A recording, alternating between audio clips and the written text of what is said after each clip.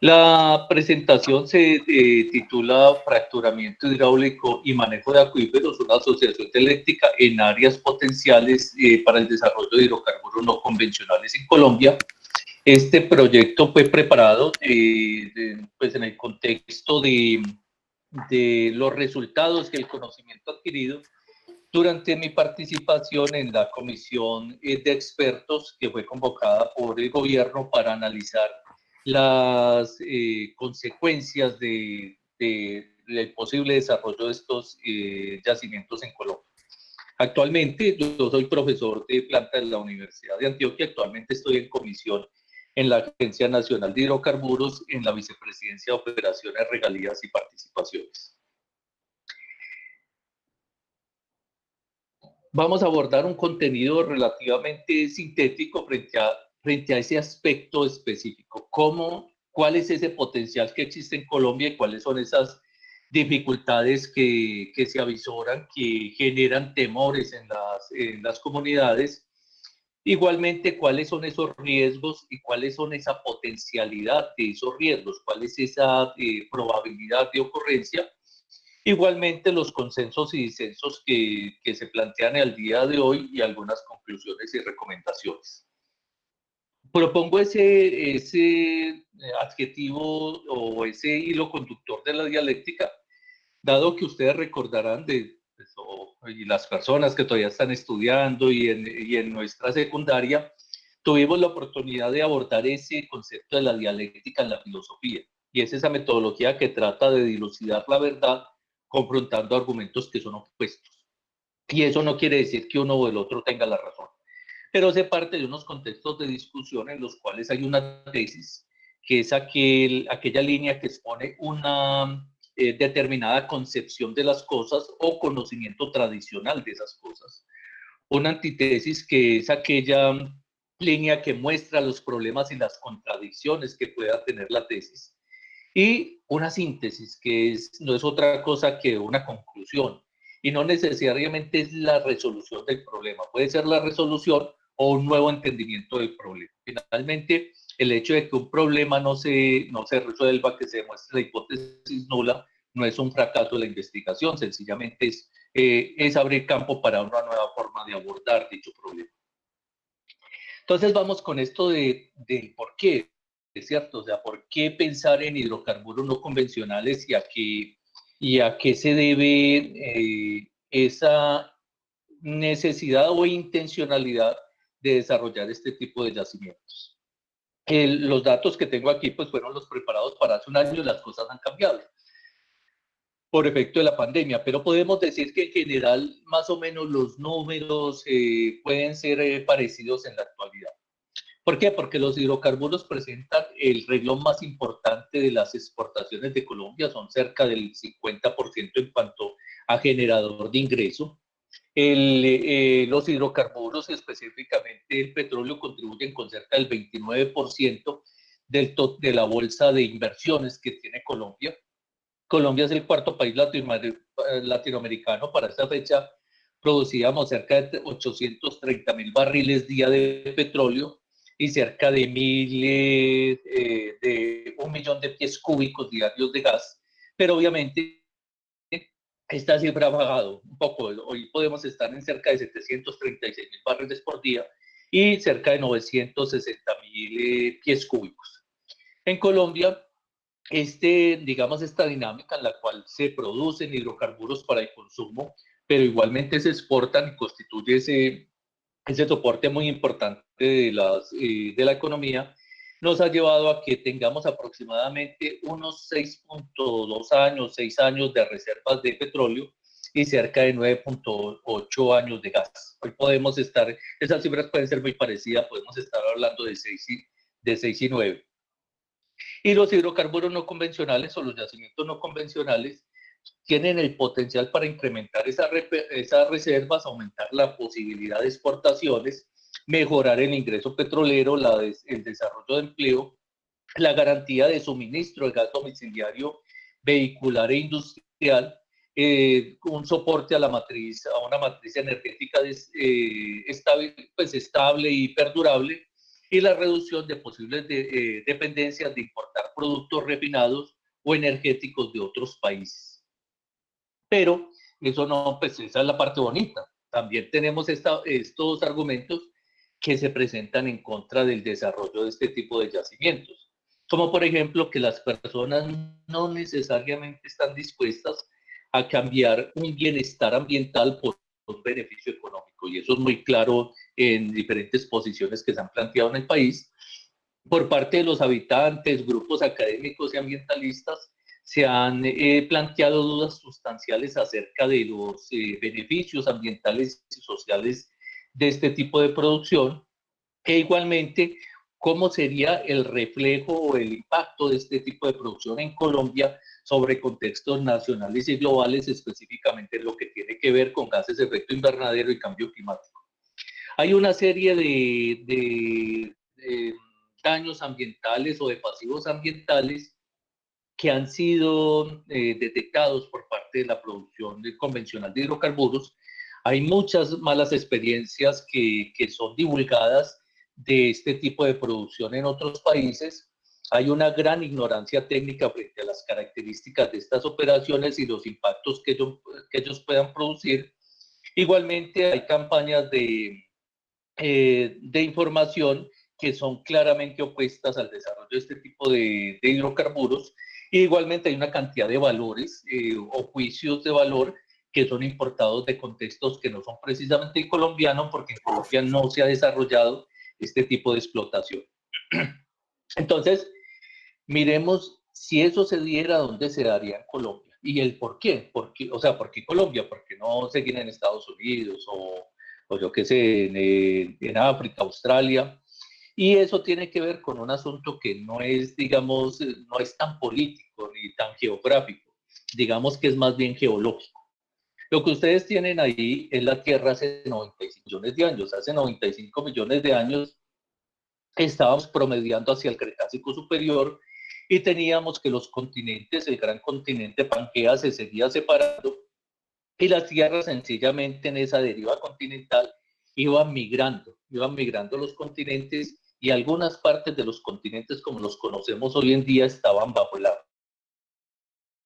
Sencillamente esas tierras no habían emergido. Tradicionalmente teníamos que esas manchas azul más claro que ustedes ven en esa tierra, que ya no era una prototierra, era una tierra totalmente formada, constituían unos mares que no eran muy profundos.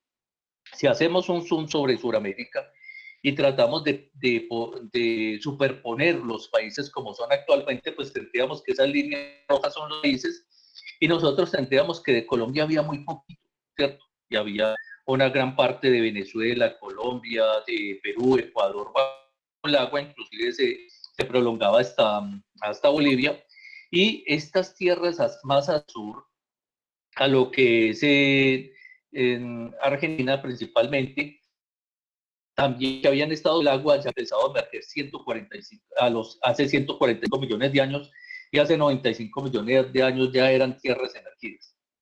Pero en el caso de Colombia, pues sencillamente este mar, llamemos sí proto-caribe, que en una parte después se volvió Pacífico, sencillamente era un mar que tenía menos de 300 metros de profundidad, tierra muy caliente.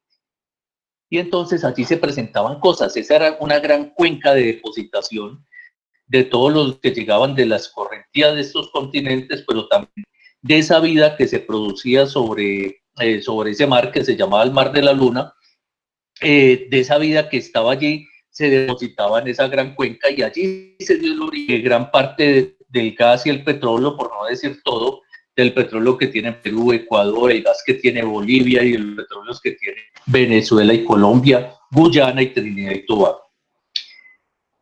Entonces, lo que les contaba, aquí se me corrió la línea y me disculpan, esta línea roja debe estar es acá, donde tenemos esas cifras, 5 millones de años, aquí tendríamos 50 y aquí tendríamos 100, 95 millones de años nos estaría dando por acá esta primera meseta, en lo cual teníamos una tierra muy caliente, ¿cierto? Y el océano era mucho más caliente de lo que es hoy, cerca de 20 grados centígrados, era un mar no muy profundo, no más de 300 metros, era muy salino, muy sulfurado, la cantidad de volcanismo que había, pues arrojaba grandes masas de H2S a la atmósfera y ese H2S se disolvía en esa agua que estaba muy bien. Pero por el contrario, el H2S se disolvía, pero el oxígeno se perdía. Es decir, esos mares eran muy pobres en oxígeno y esa pobreza en oxígeno favorecía la depositación anóxica. Quiere decir, los organismos en la columna de agua y se depositaban sin oxidarse. Y al no oxidarse, pues sencillamente conservaban la materia orgánica que tenían. Esa materia orgánica se iba acumulando durante millones de años y se iba depositando en diferentes intercalaciones, ¿cierto? O sea, se depositaban cuando la tierra muy agitada, cuando habían grandes tormentas, mucho movimiento de las masas de agua, pues se depositaban granos más gruesos y en otras ocasiones la tierra estaba muy tranquila, entonces se depositaban granos mucho más finos. A medida que los estratos se depositaban, pues sencillamente esas columnas de material espesa y la tierra, esos estratos iban enterrando. Y a medida que se enterraban, iban ganando presión y temperatura. Pero recuerden que en esos granos iban atrapados pequeños compuestos orgánicos, pequeños organismos que murieron sin deseo y empezaban a ser presionados y empezaba a darse la producción de querógeno, esa materia que se descompone bajo presión, temperatura y tiempo, se va volviendo en lo que llamamos el querógeno, que es una partícula elemental de lo que después produce los hidrocarburos. Pero ¿qué pasa cuando se depositaron esos segmentos o esos estratos que eran de muy baja, de sedimentos muy finos? Al ellos ser presionados, una parte de los hidrocarburos pues es exprimida y otra queda atrapada sin posibilidad de escapar en estratos que tienen una permeabilidad menor a 10 a la menos 5 darcies.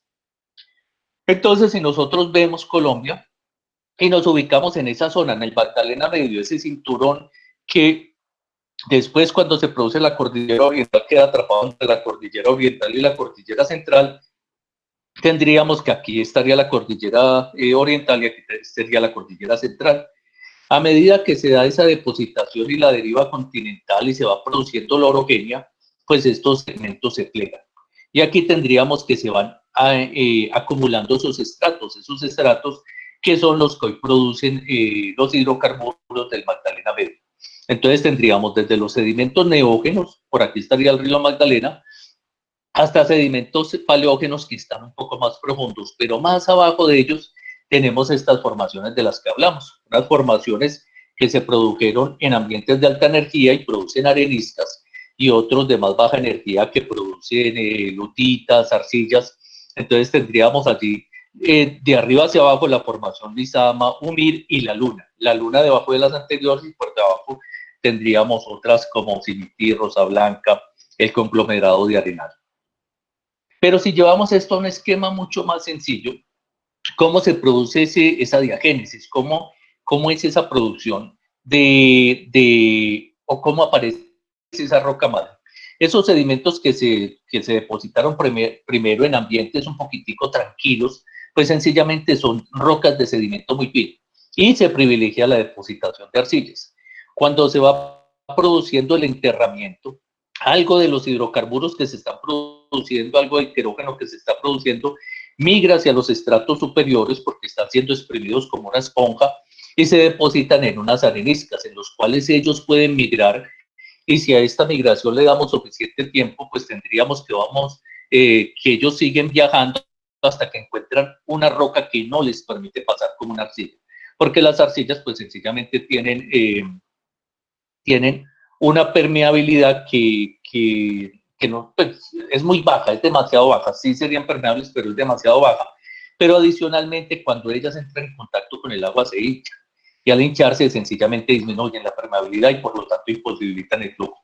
Pero en la arenisca pasan cosas diferentes. Se producen estas grandes camas de agua salada, porque recuerden que los hidrocarburos se produjeron en ambientes salinos de un mar mucho más salado que hoy. Y los hidrocarburos, pues sencillamente por diferencia de gravedad, van subiendo. Y encima de los hidrocarburos, algunos alcanzan a estar libres. Entonces, bajo esta estructura tendríamos lo que es un yacimiento convencional, estratificado normalmente, como los conoceríamos, que sería con con una capa de gas, una capa de aceite y una capa de agua salada. Algunos de estos hidrocarburos alcanzan a seguir viajando y el gas no alcanza a escapar. Por lo tanto, en algunas zonas podemos tener agua salada de hidrocarburos en unos yacimientos mucho más superficiales. Pero, ¿esto a qué lleva frente a la roca generadora, la roca que los generó? Pues que sencillamente ya se plega y a medida que se plega va generando este entrampamiento de estas partículas. Estas serían las partículas de materia orgánica. Y esas partículas de materia orgánica están muy por debajo de lo que después sucede. Después se conforman los valles, se conforman las montañas que encierran estos valles y frente a ellas pues tenemos unos fenómenos que están relacionados a los ciclos hídricos superficial y subterráneo, en los cuales vamos a tener unos complejos lagunares, vamos a tener ríos y vamos a tener unas cuencas que versan sobre esos ríos y sobre esos complejos lagunares. Entonces, vamos a tener unos procesos que se producen en superficie de lo que llamamos los acuíferos someros y el sistema hidrológico de superficie. Pero en ese sistema hidrológico de superficie pasan cosas, allí habita gente, las personas usan esa agua de los sistemas someros para la agricultura, para el riego, para la ganadería, para la industria de la palma oleaginosa, y habitualmente esto se puede hacer con pozos, perforando pozos que pueden ser saltantes, pozos que sencillamente de los cuales hay que extraer el agua, o inclusive aljibes de la parte más superficial y más somera. Estudiar estos acuíferos, digamos, se han hecho esfuerzos, hay grupos, miren que hoy en día la conferencia es convocada por un capítulo estudiantil de la Asociación Colombiana de Hidrogeólogos, la cual trabaja conjuntamente con la Asociación Internacional de Hidrogeólogos y hemos ido fortaleciendo los lazos con la Asociación Latinoamericana de Hidrogeólogos. Esta actividad continua que ha sido liderada por diferentes centros académicos ha llevado a que se constituyan esquemas como esto. Este sería el esquema conceptual de cómo y de los flujos de trabajo y procesos que permitirían identificar y caracterizar nuestros acuíferos. Pero allí hay una primera limitante, ¿cierto? Y es que muchas veces esto se queda en las universidades. El Estado no ha adoptado estas técnicas, no ha adoptado los procedimientos y eso nos lleva a una dificultad que es el desconocimiento de los acuíferos. Pero tenemos otros fenómenos, recuerden, arriba los acuíferos y por debajo tenemos los hidrocarburos, pero los hidrocarburos no siempre están por debajo. En primera instancia, los seres humanos pueden hacer uso de esos hidrocarburos, los explotan para sus actividades económicas o para consumo, pero naturalmente los hidrocarburos siempre van a estar fluyendo hacia superficie. Si nos fuéramos y volviéramos dentro de 30 millones de años, pues tendríamos cosas como estas, que son las que encontramos ahora, después de 95 millones de años. Un fenómeno conocido son los volcanes de lodo. En los volcanes de lodo las personas pueden corroborar que al estar en el volcán de lodo ven unas natas verdes, y estoy hablando específicamente del volcán de lodo de Arboletes. Esas manchas verdes son hidrocarburos. Hay hidrocarburos más jóvenes que se están produciendo más profundo y salen con ese proceso de arrastre que produce el lodo. Pero igual también en el Magdalena Medio es común encontrar esto. Esto no son derrames petroleros de algún accidente o de alguna situación de ruptura del tubo, sino que estos son lo que se llaman manaderos de hidrocarburos. Y esos manaderos de hidrocarburos son conocidos en la historia. Ustedes recordarán en las crónicas de Indias que cuando los españoles iban bajando en sus barcos por el río de la Magdalena, cerca de la población que ellos denominaron infantas en honor a los hijos de la reina de España, encontraron pez o bitumen, no es otra cosa que hidrocarburos que emanaron hacia la superficie y que ya eran conocidos por los europeos porque ellos los utilizaban para calafatear sus barcos, es decir, como los barcos están hechos de madera, entre la madera colocan la brea de tal manera que el barco queda sellado, pues y evitan que se les inunden largas travesías. Entonces, allí tenemos esa fotografía del tiempo que nos trajo hasta hoy. Pero esa fotografía del tiempo que nos trajo hasta hoy en día se refleja en Colombia en lo que serían esos yacimientos no convencionales, esas rocas que fueron sumergidas por el tiempo y en los cuales se generaron los hidrocarburos y que muchos de ellos no alcanzaron a escapar sencillamente porque la permeabilidad se redujo y encima de ellos se depositaron arcillas y las arcillas no permitieron que los hidrocarburos fluyeran más. ¿Cuáles son esas cuencas que son promisorias en este aspecto? Tenemos la cuenca Caguán-Putumayo, tenemos la cuenca del Catatumbo, Cesar Ranchería, Cordillera Oriental, Llanos Orientales y todo lo que es el Valle Inferior, Medio y Superior del Magdalena. Pero tal vez es esta mancha roja, el Valle Medio del Magdalena, y parte de la cuenca Cesar Ranchería, los que tienen, digamos, que ese potencial que permitiría que se desarrollaran este tipo de yacimientos. ¿Por qué?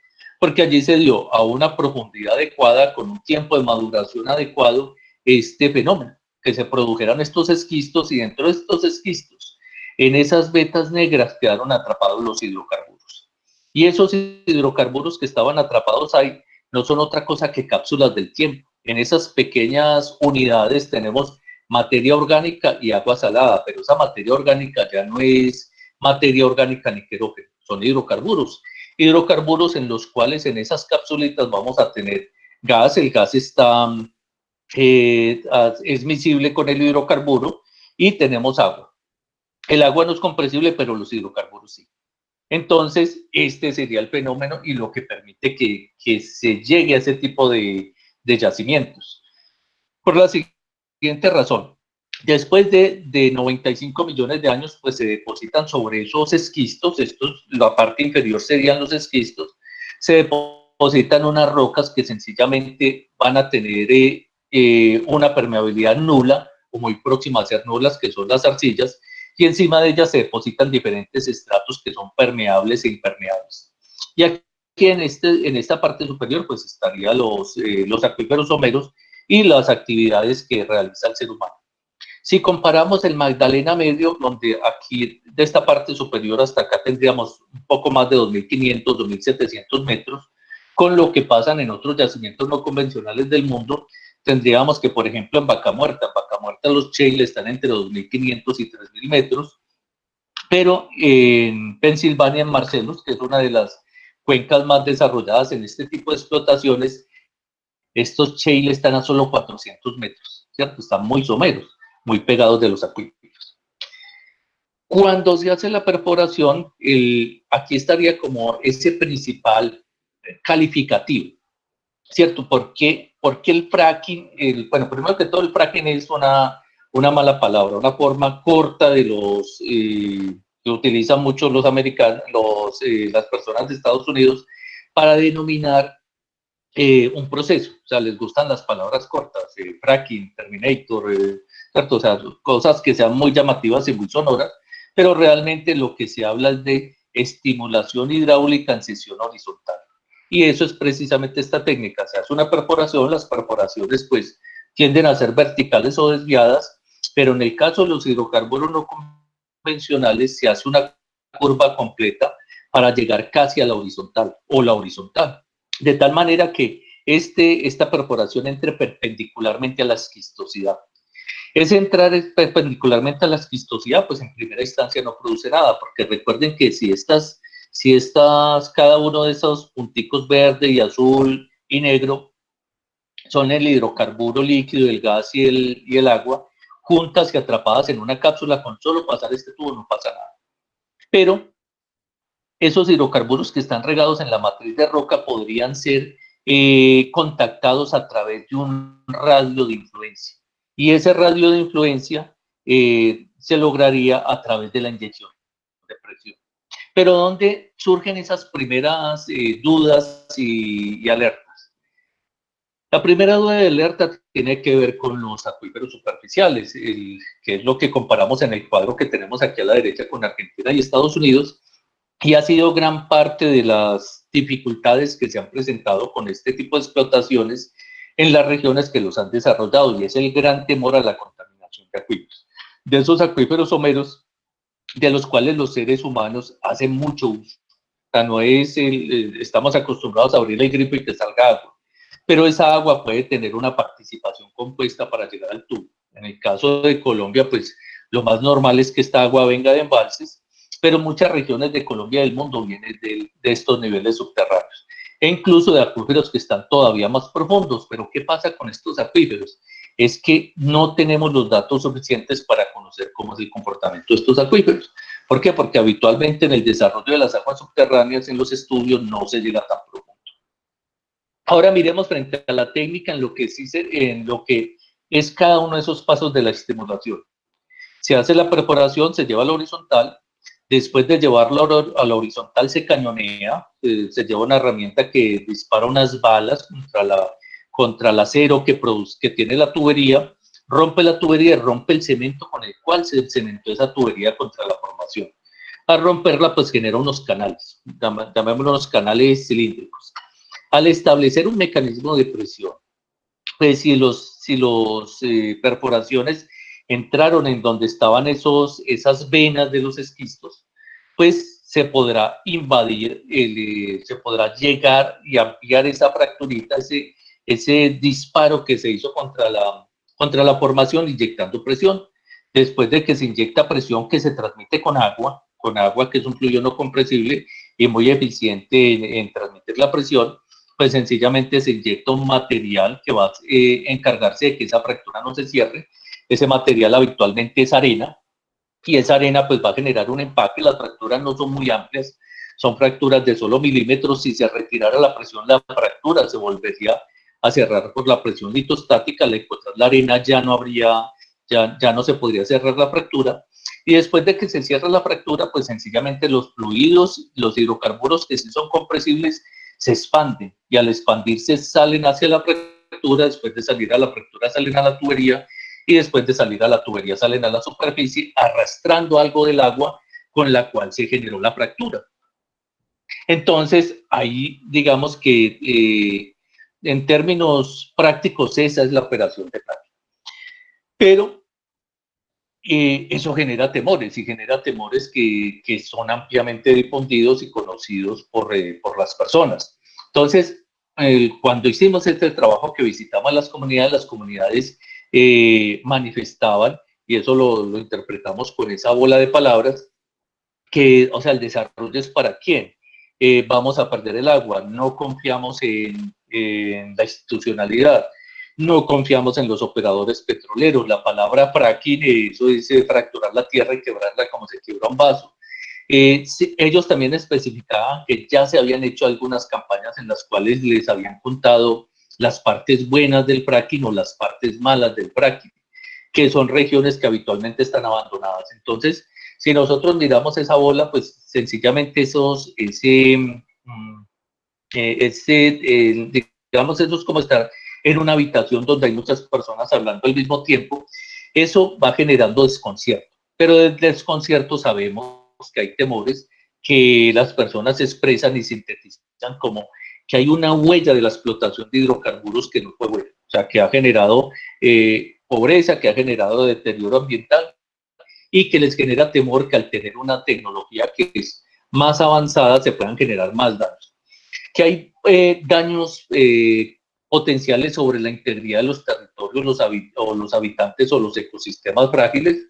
Las comunidades y digamos, las agrupaciones de técnicos académicos tienen un pobre conocimiento acerca de la técnica, eso tenemos que reconocerlo. O sea, hay un gran temor también a la pérdida de soberanía sobre el recurso y sobre el conocimiento mismo. O sea, y eso fue bastante evidente, que las personas piensan que este tipo de tecnologías y metodologías solamente son abordados por extranjeros que se llevan la riqueza y dejan la pobreza. Hay un gran temor a la pérdida de la tradición cultural, de las economías agrícolas, o incluso sobre la propiedad de la tierra. Y se menciona también mucho la inminencia de la contaminación de aguas, o la producción de sismicidad inducida a producir terremotos. Allí también habría que decir que dentro de eso el agua es un argumento central. Y dentro del agua pues hay los volúmenes que se manejan pueden parecer bastante impresionantes con relación a las magnitudes que se puedan manejar habitualmente en otras industrias. El ciclo del agua del fracking, y este es un documento que sacó la EPA, pues sería algo como esto: adquirir el agua, sea de agua superficial o aguas que estén en el subsuelo, o aguas incluso de reciclo, aguas que vengan de la producción de los mismos hidrocarburos que en algunas zonas se producen con altos cortes de agua. Se lleva a una mezcla de químicos, después se lleva a la inyección dentro de la formación. Cuando los hidrocarburos se expanden, parte de esa agua vuelve a superficie, se lleva a un sistema de recolección y tratamiento. Por ejemplo, aquí, cuando se hizo este documento de la EPA, se ponen estas piscinas. Hoy en día esto está prohibido, tiene que ser en tanques cerrados.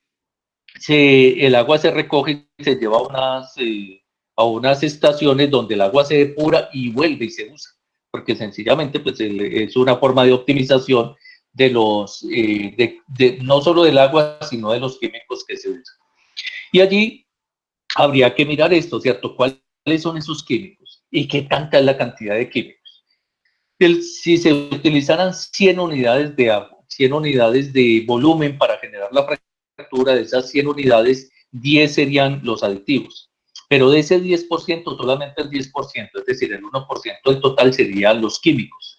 Y la mayor cantidad de eso es goma guar, ¿cierto? O sea, como un viscosificante, generar una especie de gelatina para que el agua tenga más capacidad de soporte de la arena que va a introducir en la fractura.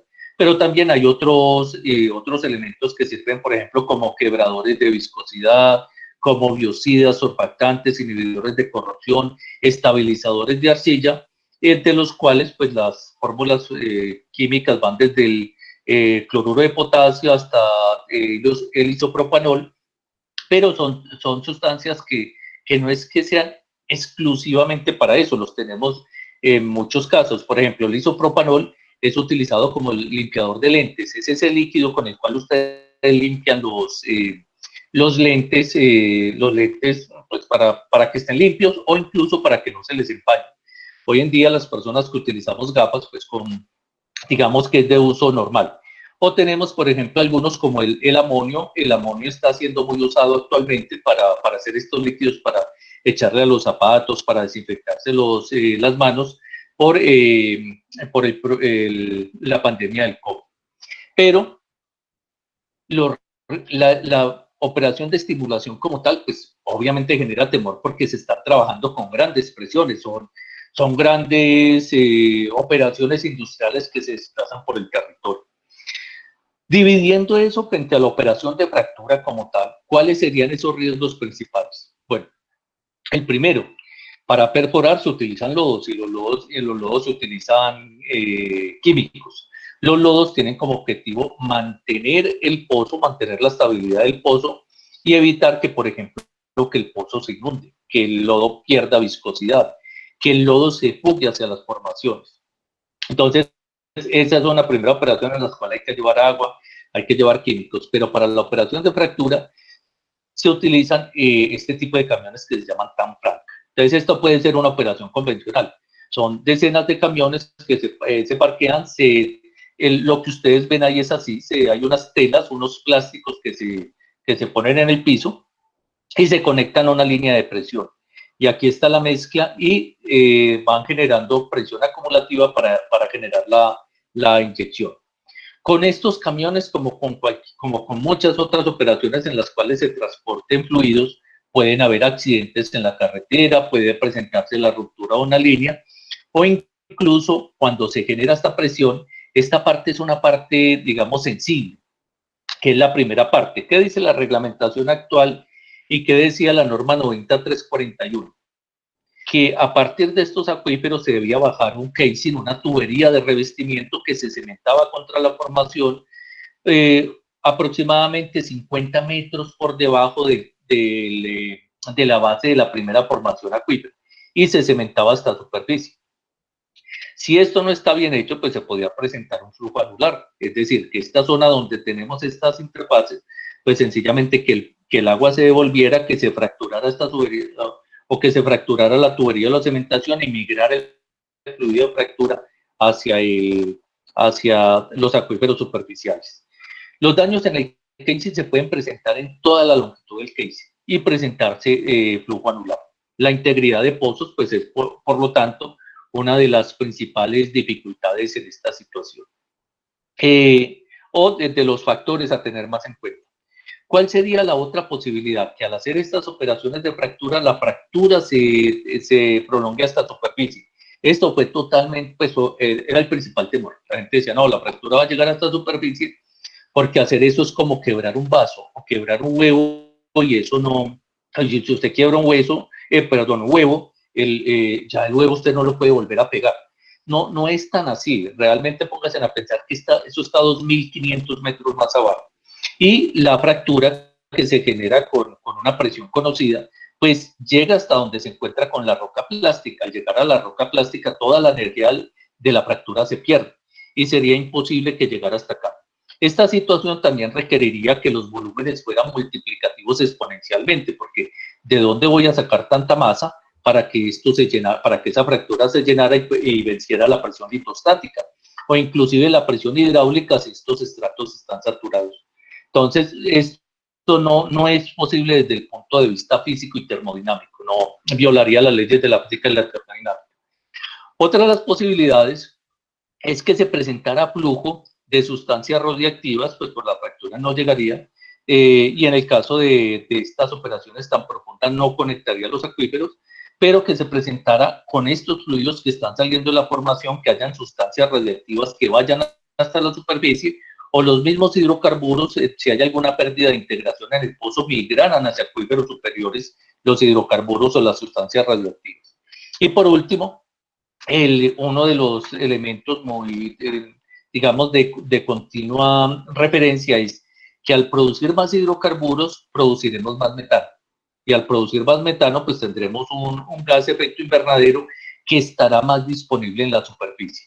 En parte, digamos que eso se produce en las operaciones convencionales, también se produce metano. Hay técnicas que no solamente tienen que ver con evitar que este metano salga libre al ambiente, sino con normas de protección de salud ocupacional, que es que el metano se quema. Si no hay forma de conducirlo o usarlo, el metano se debe quemar para evitar explosiones. Otro de los que está en el top de las preocupaciones es la sismicidad. Y la sismicidad tiene su gran referencia en dos eventos que se produjeron, uno en Oklahoma, que se produjo un movimiento sísmico magnitud de energía mayor a 5, y uno de la China que fue de 5.2. Estos operaciones se endilgaron al fracking, pero realmente no fueron de fracking. En Estados Unidos la propiedad del subsuelo es del privado. Entonces hay privados que tenían el negocio de la disposición final de aguas oleaginosas. Como se producían muchas aguas oleaginosas, ellos recibían el agua y recibían un pago y la inyectaban, pero la inyectaron de una forma antitécnica, a grandes caudales y sin gran prevención del volumen acumulado. Por lo tanto, se generó ese sismo en esas dos regiones, dado que se presurizó tanto una formación que la energía se transmitió hasta una falla que estaba cercana, y un bloque saltó sobre el otro. Pero entonces, eso no quiere decir que no se produzcan señales sísmicas en las operaciones de fractura. De hecho, sí se producen y sirve para trazar la fractura. Pero la magnitud es muy baja. La magnitud es muy baja. Las malas noticias que nos llegan de la sismicidad se debe a la reinyección de aguas oleaginosas o la operación denominada disposa. Porque miremos eso en términos de energía. Este es digamos, un registro que se hizo de señales sísmicas en el Che de Barrio. Y esta es la distancia, este es el pozo horizontal, que tiene aproximadamente 2 kilómetros, las medidas de arriba están en pies. Y esta es las distancias a las cuales llegaban las fracturas y la señal sísmica, o sea, como la intensidad de la señal sísmica. Si uno agarrara esto y lo llevara en profundidad en un diagrama de cubos, uno tendría que esas señales sísmicas son como este puntico. Y cuando miramos su distribución en la profundidad, pues sencillamente serían los puntos donde se generan esas grietas, y la grieta manda una señal que es una señal sísmica. Pero esas señales tienen magnitud de -4 a cerca de -1. Es decir, tienen una magnitud de energía muy baja. Porque qué? Porque, por ejemplo, -4 es como el plop que sentimos cuando se destapa una botella de champaña, -3 lo que produce un rifle de aire, -2 lo que produce una pistola, -1 lo que produce el sonido de un rifle. Esos son señales sísmicas, esa vibración que nosotros sentimos en nuestros tímpanos o que se siente en un material que es impactado por esa onda sonora tendría ese tipo de energía. Pero entonces, allí nos lleva a un asunto y es, si se puede hacer la operación y se podría hacer de una forma segura, ¿quién garantiza que en Colombia lo podamos hacer de una forma segura y que no nos pasen las cosas malas que han pasado en otros países? ¿Qué hemos encontrado? Porque este es el último temor y en el cual, o el último no, uno de los últimos de los que están en el top, y es la capacidad institucional. Y fue una queja constante que había desconfianza en que hubiese esta capacidad institucional para llevar este tipo de operaciones. Pero eso estaba desagregado en varias cosas que la institucionalidad tiene que abordar y resolver, como por ejemplo una incipiente cumplimiento de las normas de transparencia y acceso a la información pública. Allí falta y allí tienen que mejorar, y de hecho las sugerencias de la comisión se orientan a que se haga una gestión ejemplar y ejemplarizante donde la transparencia sea uno de los ejes funcionales del desarrollo de la investigación en este aspecto. También se habla de una capacidad institucional muy débil para abordar este tipo de proyectos. Pues un ejemplo que es bastante fácil de abordar es la poca cantidad de hidrogeólogos que tenemos en Colombia. En Colombia, hasta hace muy poco no había ningún programa de posgrado en hidrogeología. No habían programas, no hay programas de pregrado que aborden la hidrogeología solamente como materias o líneas de profundización, pero hemos ido mejorando. Antes no había nada. Hoy en día ya tenemos eso, tenemos una asociación, tenemos hidrogeólogos que han ido avanzando en diferentes campos muy complejos. Hay insuficiente conocimiento endógeno y capacidad endógena. Cuando vamos a los territorios, vemos que en los territorios hace falta educación superior, educación técnica, educación tecnológica, y hace falta generar esa capacidad instalada, pero que tenga el ADN del territorio, que tenga el ADN del conocimiento del territorio, pero también de esa capacidad de cuidar lo suyo. Y lo que es de todos, obviamente. Un muy bajo conocimiento de las tecnologías de mínimo impacto. Básicamente adoptamos las metodologías que hay disponibles, o muchas veces que son más baratas, pero no podemos decir que las tecnologías más baratas sean las de mínimo impacto, y allí también tenemos que avanzar. Las regulaciones y los estándares deben ser ajustados. Nosotros tenemos normatividades que son muy viejas y están hechos como para otros contextos y otras épocas, y de hecho otras tecnologías. Y aquí es uno de los puntos tal vez más notorios, que hay una ausencia del conocimiento integral de lo que pasa en los territorios. Por ejemplo, no hay líneas bases en salud, de desarrollo económico, de ambientes y ecosistemas, de aguas subterráneas. Esas líneas base, el conocimiento es muy bajo. Hay una insuficiente, digamos, capacidad de tener unos sistemas de análisis y prevención del riesgo. Hay una participación ciudadana que es muy incipiente, o en algunos casos inexistente, y en algunos casos hay mucha confusión en lo que es la participación ciudadana. Y finalmente, uno de los temas que también se toca constantemente es los acuíferos. Los acuíferos, las aguas subterráneas, cuando empezamos, pues cuando yo empecé mi vida con las aguas subterráneas, encontrábamos que la gente decía, bueno, ¿para qué estudia eso? Eso es como el agua que está en el suelo, esa agua está sucia. Pues resulta que nuestro mayor potencial de aguas dulces frescas está en el subsuelo. Y en Colombia, realmente, según el último ENA, pues ya aumentamos de un 15 a un 28% de conocimiento de los acuíferos someros, con profundidades menores a 300 metros. Y hoy en día se avanzan dos grandes estudios, que es el estudio del acuífero de La Mojana y el acuífero del Valle Medio en Magdalena, que cambiarán esa cifra y posiblemente la llevarán a un 45% en términos de área. Pero en los acuíferos medios y profundos nos toca avanzar. ¿En qué está la discusión hoy? El gobierno nacional había llamado la comisión de expertos. La comisión de expertos no dijo ni sí ni no al fracking. Sencillamente propuso que se realizaran unos pilotos investigativos y que esos pilotos investigativos tuvieran no solo la máxima vigilancia, sino que tuvieran el mejor comportamiento y la vigilancia que garantizara ese mejor comportamiento. El Consejo de Estado mantiene la suspensión sobre las normas habilitantes, pues que habilitaban la exploración de este tipo de hidrocarburos, que eran la 9341 de 2014 y la 3004. Y el Consejo de Estado solicitó a la Universidad Nacional otra comisión de expertos que analizara la información y conceptuara. Hoy en día el Consejo de Estado ya recibió todos los conceptos, ya se realizaron las audiencias y ellos harán un pronunciamiento de fondo de acuerdo a las evidencias e información que tengan. Y la discusión entre promotores y oponentes pues continúa, ¿cierto? Y la contaminación de aguas subterráneas sigue estando en el centro de esa discusión. Hay tareas pendientes y tareas que se están completando y tienen que ver, por ejemplo, con completar el conocimiento que tenemos de líneas bases en ecosistemas, hidrogeología y sísmica regional, identificar cuáles son esos pasivos ambientales y priorizar áreas para recuperación de pasivos ambientales derivados de la industria de los hidrocarburos en general, desarrollar mecanismos de territorios sostenibles, estas balances regionales de cómo combinar esas diferentes formas de producción, logrando y optimizando las soluciones nos hacen falta.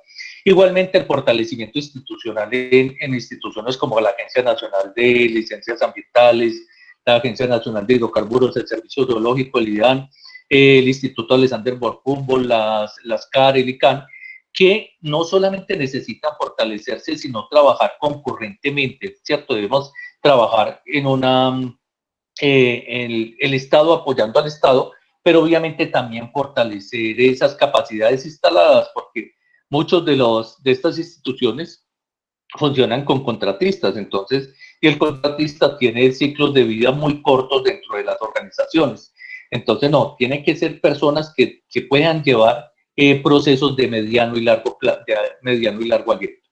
Pero eso no quiere decir que debamos parar, ni mucho menos que debamos avanzar a ciegas. Sí hay tareas que son importantes, que son tareas que ya se están desarrollando y que debemos seguir desarrollando, como es el conocimiento de la línea base hidrológica, la línea base hidrogeológica, la línea base de calidad de aguas y la implementación de herramientas para la gestión de riesgos. Igualmente, en este fenómeno, fíjense que partiendo inicialmente de la situación que una de las situaciones más preocupantes, que era la contaminación de aguas y los sismos, es claro que esto se produce y varios de los estudios y comisiones de expertos lo han relevado así, que es por la disposición de aguas oleoginosas o aguas industriales, no solamente aguas oleoginosas, se han presentado también fenómenos de movimientos sísmicos por almacenamiento subterráneo de gas, eso se pasó en España, o por almacenamiento de CO2, por captura de CO2 en almacenamiento subterráneo, también se han producido sismos.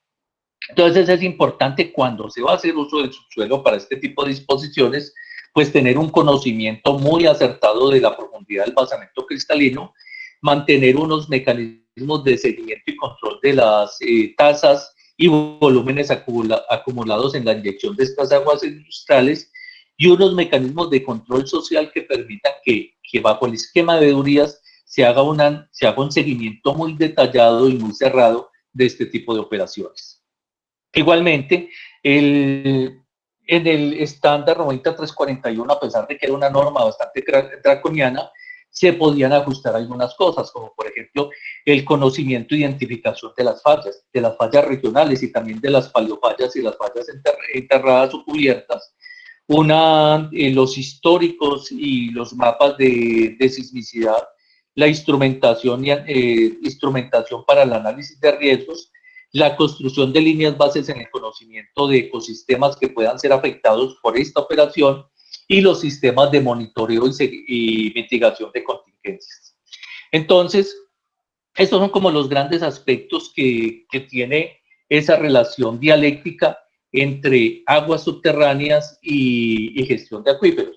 Obviamente, no solo, no es el, digamos, no es un panorama oscuro, pero tampoco es un panorama totalmente claro. Eso lo que indica es una alta necesidad de compromiso y de capacidad institucional, pero también de compromiso profesional de los hidrogeólogos o de las personas que trabajamos en los diferentes campos que tienen que ver de alguna u otra forma con las aguas subterráneas, y allí la profesionalización, la capacidad y la investigación basada en los hechos, todos los hechos, o sea, no solamente los que nos sirven, también aquellos que se oponen de alguna forma a las hipótesis que ya tenemos construidas, son los que deben guiar ese camino que tenemos para estos desarrollos y para las tareas y retos que se nos vienen al futuro.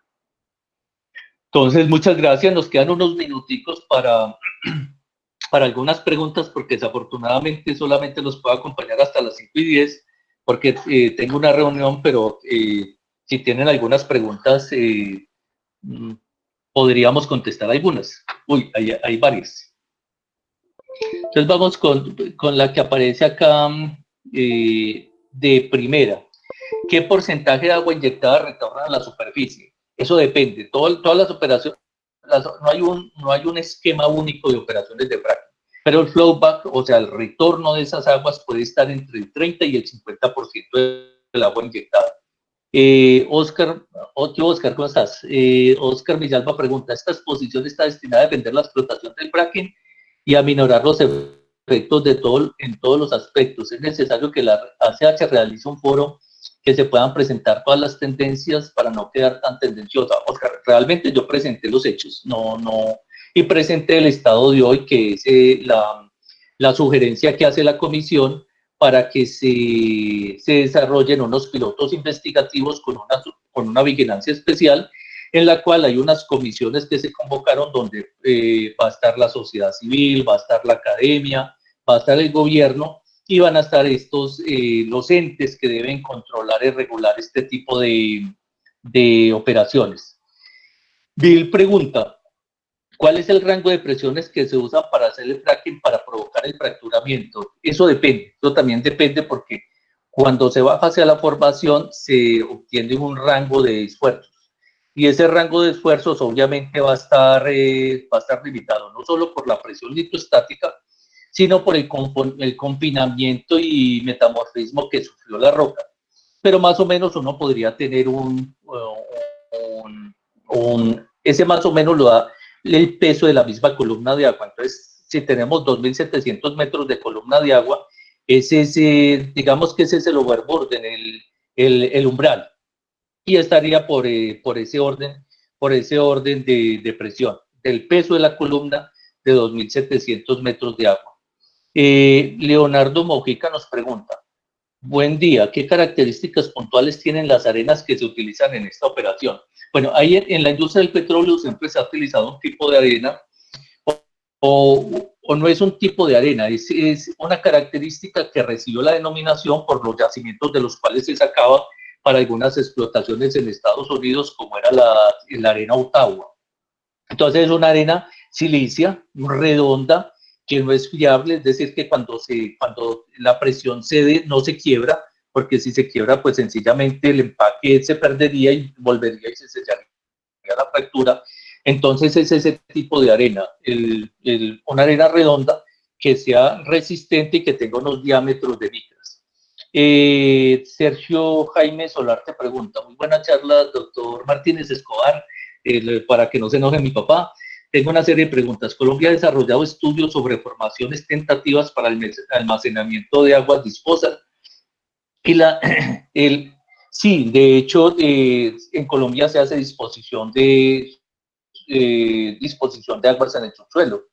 Y allí, pues, hay retos porque no necesariamente, en principio, cualquier agua puede ser tratada, pues, con más o menos costos, pero puede ser tratada para tener otras disposiciones, pero también, por ejemplo, el venteo, el uso en algunas partes del mundo se utiliza también el agua en una industria que consume mucha agua, como son las obras viales. Entonces podrían tener un segundo ciclo que no solamente fuera la disposición subterránea, sino, por ejemplo, el reciclo dentro de la misma industria o el venteo o el uso como aguas industriales para otros propósitos. La presión con la que se inyecta la presión del fluido dentro de la formación destinada para el disposal puede generar el movimiento de esta salmuera a través de fallas, generando el movimiento hacia la superficie. Las normas para la disposición de aguas subterráneas pues están definidas en la normatividad e indican que no se deben, o sea, que el frente de inyección no se debe aproximar a menos de 1 kilómetro de la falla, ¿cierto? O sea, entonces allí tendríamos un problema típico de flujo radial en la inyección, solamente que no estamos sacando fluidos, sino que estamos inyectando fluidos. Entonces no tendríamos una onda de presión, sino una onda de presión, y se puede saber hasta dónde va la onda de presión, por lo cual la presión del poro es la que manda. Y esos estudios están hechos, pero creo que allí tenemos que intensificar la formación de nuestros hidrogeólogos en lo que son los acuíferos profundos confinados, para que la presión de poro se mantenga y para que esas magnitudes de las cuales hablaba, esos parámetros de los cuales hablaba, pues sean conocidos con una rigurosidad científica mucho más profunda. Bueno, Oscar nos dice, al no existir informaciones sobre casi todo el sistema, de todos los elementos, se va a aplicar el principio de precaución. Creo que es una afirmación, no una pregunta. Ángela Poveda opina, ¿qué opinas de los TDR 821 del 24 de septiembre que saca el Ministerio Ambiental para el tema de los proyectos piloto? Los TDR fueron ampliamente discutidos y tienen pues una rigurosidad bastante elevada en términos de las solicitudes y compromisos a los operadores, y a mí esos términos me dejan tranquilo, ¿cierto? O sea, piden una muy amplia verificación de cada uno de los parámetros. Pero esos son el estudio ambiental que debe hacer el operador, porque igualmente, conjuntamente con el IDAN, con el Servicio Geológico, se van a hacer unos estudios regionales para que pueda haber una comparación, ¿cierto? O sea, ya llega el estudio ambiental, pero ya también hay una base de información con la cual se compara el estudio ambiental, de tal manera que sencillamente la mejor información pues no es solo la que está en el estudio ambiental. Entonces, allí yo creo que hay un avance muy importante en términos regulatorios y en términos de control. Pablo Emilio pregunta, ¿hay alguna longitud aproximada de fracturas generadas por la inyección? Sí, o sea, el promedio de longitud de la fractura es 30 metros. Fracturas de más extensión requeriría mucha energía. Fracturas de menos extensión, pues sencillamente no generarían canales suficientes para que hubiera suficiente flujo. Sergio pregunta, ¿qué áreas específicas de la hidrogeología sugiere usted que deberíamos capacitarnos los estudiantes de pregrado a través de programas con la finalidad de aportar al país en el estudio de estas técnicas? Bueno, el estudio de los acuíferos medios y profundos, el estudio de los sistemas de alta presión, el estudio de sistemas hipersalinos, porque es que hay cosas en las cuales uno se va encontrando en el camino que alertan sobre esta situación. Por ejemplo, ¿qué influencia tiene el choque salino, por ejemplo, cuando hacemos inyección? Tener ese choque salino podría producir precipitación de finos a nivel de la formación. Entonces, allí hay una situación que habitualmente uno no considera. También cuando inyectamos un fluido que está más frío con una formación que está caliente, allí también pueden pasar otras cosas. Eso no solamente juega, y fíjese que lo que estoy diciendo del choque térmico no viene del mundo de los hidrocarburos, viene de una solución que se había propuesto para los gases de efecto invernadero, que era capturar CO2 e inyectarlo en formaciones profundas. Entonces, allí también empiezan a descubrir que un fluido frío, un gas, empieza a tener ese choque térmico y produce también señales sísmicas que pueden generar alguna preocupación.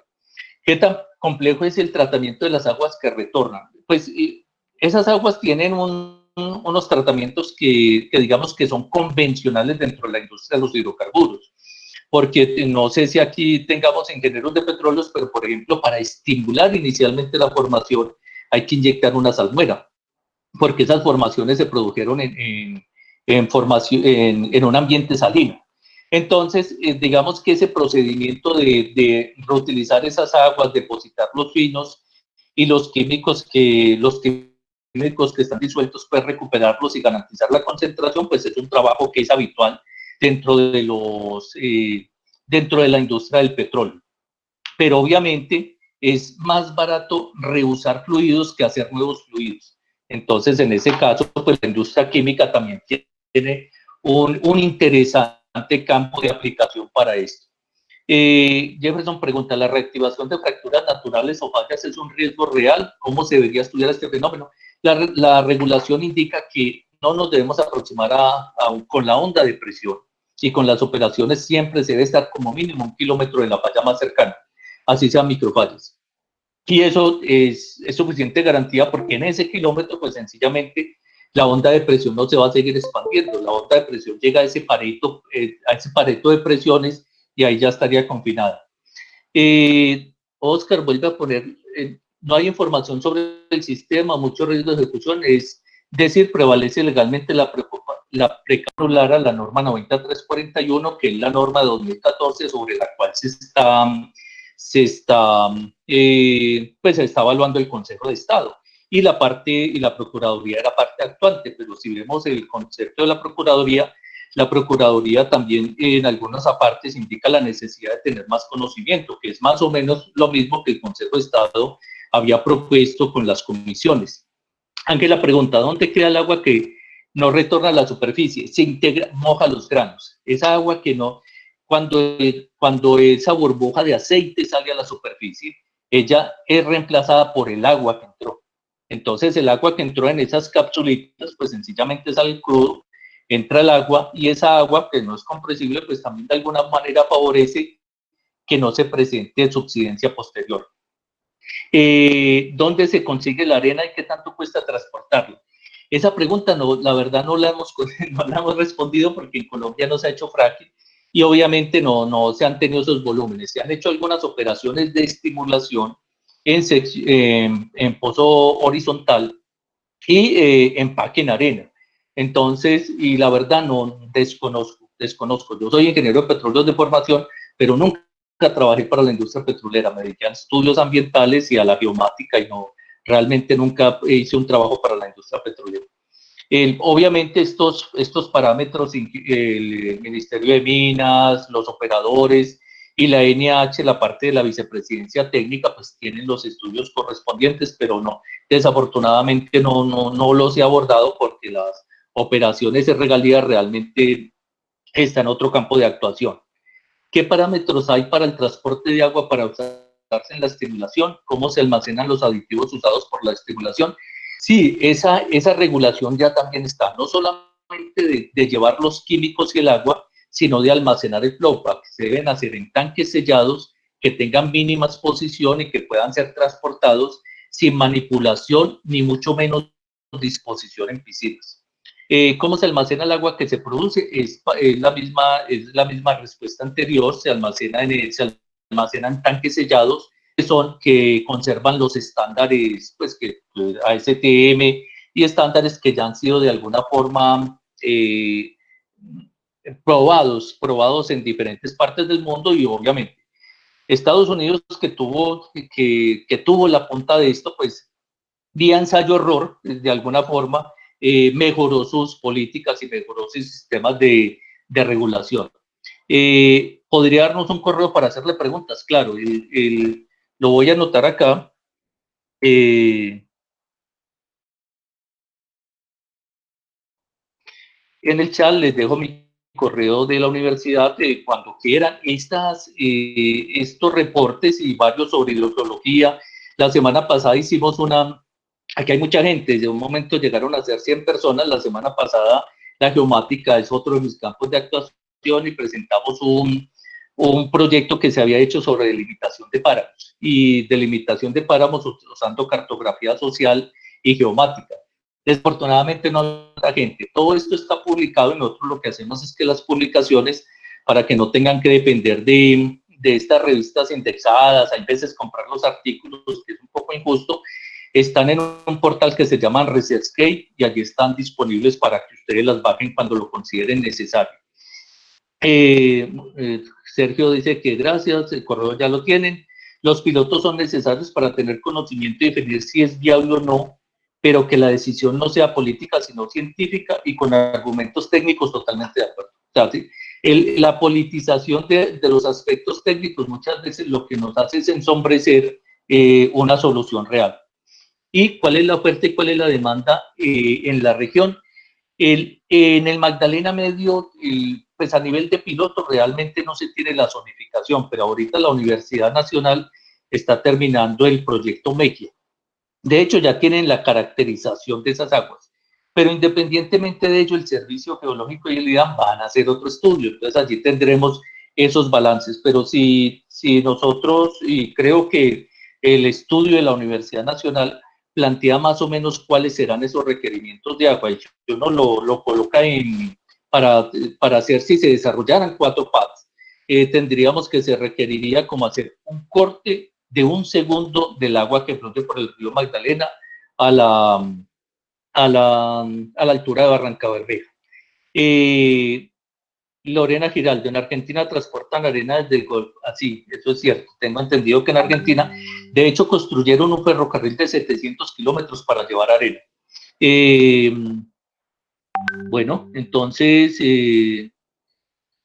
voy a tener que parar ya. Hay otras preguntas, pero ya no me daría tiempo, llegaría muy tarde a la otra reunión. Pues un gusto haber compartido con ustedes y cuando quieran o otra invitación, hacemos lo posible para que nos podamos reunir. Muchas gracias a todos. Bueno, muchas gracias a los asistentes por su presencia y al doctor por brindarnos su conocimiento y contextualizarnos de la situación actual del país.